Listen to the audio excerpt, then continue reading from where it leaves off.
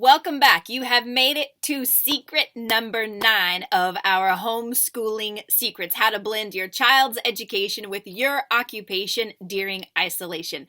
And I love this chapter. I love this secret, probably because this secret represents to me my own personal evolution, my own personal arrival and moment of awareness, like my light bulb moment that we don't all have to be miserable, okay? You know, I'm a big fan. One of my life mottos is this phrase, mediocre is miserable. We don't want to settle for mediocrity in our life. We want excellence. We want a life of passion, of joy, of purpose. And that's exactly what we can create while we're homeschooling our kids. But if we are too stuck on the wrong blueprint, if you will, we're never going to be happy. So really understanding this concept of taking a chill pill with scheduling is so important. Now, I'm not going to regurgitate for you everything that is in the book because, again, you can read it yourself. Okay, so I want to talk to you a little bit more about the behind the scenes stuff. So I cannot emphasize it enough that when I first started homeschooling, I was like a drill sergeant. Now, it's probably because I didn't start homeschooling because I wanted to homeschool. And I need you to know that, okay? I started homeschooling as a lesser of the evils.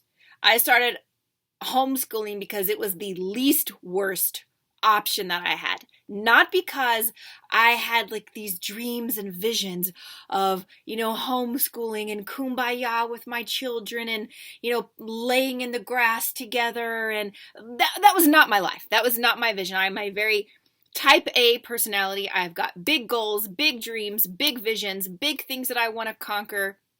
And I want my children to have an amazing education, but I don't want to be the one to do it. Okay, first of all, I'm not a teacher, and there's a reason I'm not a teacher. I don't want the lousy income of a teacher, and I don't want to be around kids all day, and I don't even know how to teach and communicate to children. These are the things that I used to tell myself, okay, for why I didn't want to be a teacher. So then why would I want to be a homeschooler?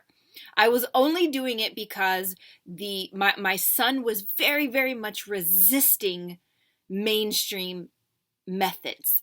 And he was miserable. He was making everybody around him miserable, which was making me miserable. And then we were moving a lot at the time, and I didn't want to have to keep starting him in new locations, and it just wasn't working. And before that, a couple years before that, I had read this Tim Ferriss book about the 4-hour work week. So I just imagined like I could take him and travel with me and go and do all these things. So as I was realizing that he was not really gonna survive in the mainstream environment, then I began to think, okay, so maybe I'll make this homeschooling thing work. So that was my approach. That was my reasoning going into homeschooling, not because I wanted to do it. I felt like I had to do it. And because of that, it was almost like I'm going to make this kid fit around my schedule. Like before I even had a child, I said, you hear all these nightmare stories, but my kid's going to fit in my schedule and he's going to sleep well. He's going to sleep through the night and he's going to do what I say and what I want. And of course, when you have a kid, whoo, it's a whole different ballgame. But sleep methods and eating methods and all those things aside, that's a different discussion for a different day. I was very much envisioning that my child was going to get into my type A routine, that he was going to live on my schedule, and I literally had reminders and alarms going off and a typed up schedule every single day. And if we were 1 minute late, I was total, oh my gosh, we're off schedule. And I was so high strung and so stressed. But I couldn't figure out why he was angry, why he was stressed, or why he was moving more slowly than I thought we should be moving.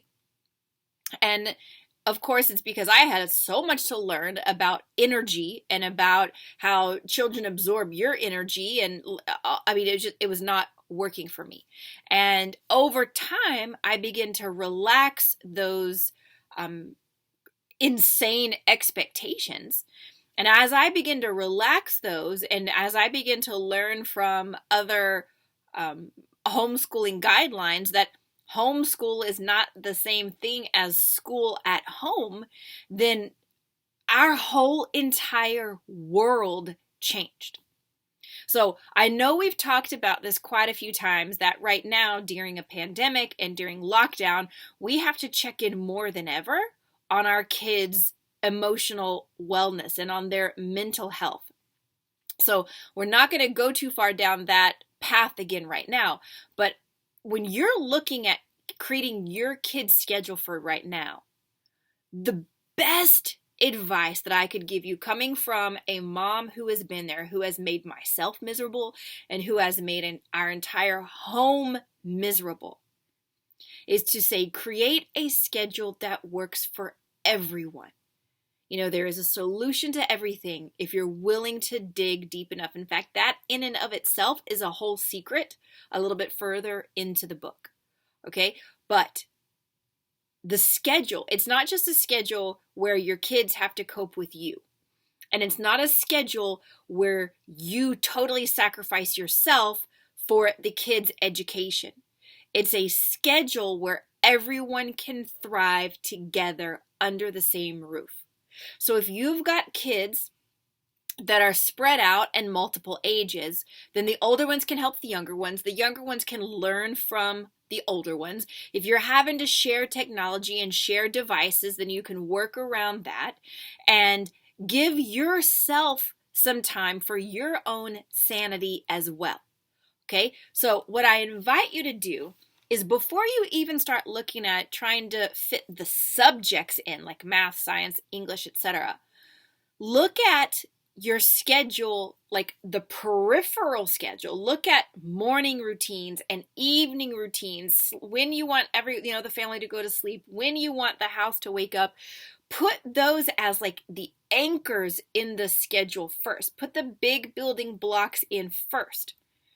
Then you're going to look at the middle chunks of who's going to be learning when, and can they be doing passive learning where they don't need you for it, or does it need to be chunks of learning where you're actively involved? And as you kind of start to whittle into the middle of the day, then on a daily level, you can look at, okay, this kid's going to learn this at this time, and you can do that only for each day.